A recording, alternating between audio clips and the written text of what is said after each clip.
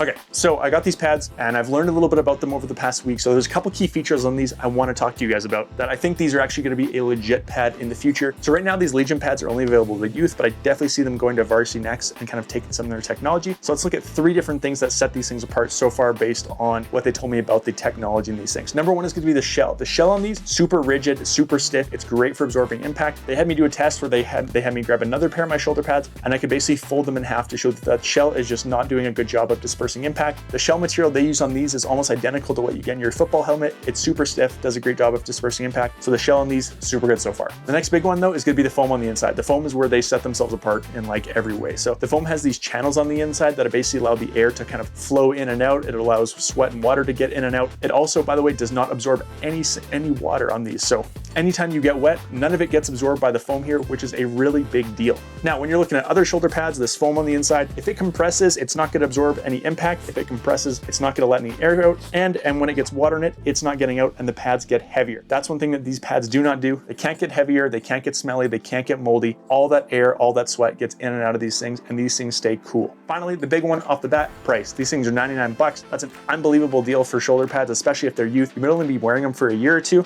Now again, so if I were you, I'd go to Dick's Sporting Goods if you're in youth and try these things out for yourself. And let me know if the things that they claimed in this video are things that you can back up by putting them in your hand. Love to get your feedback. See you next time.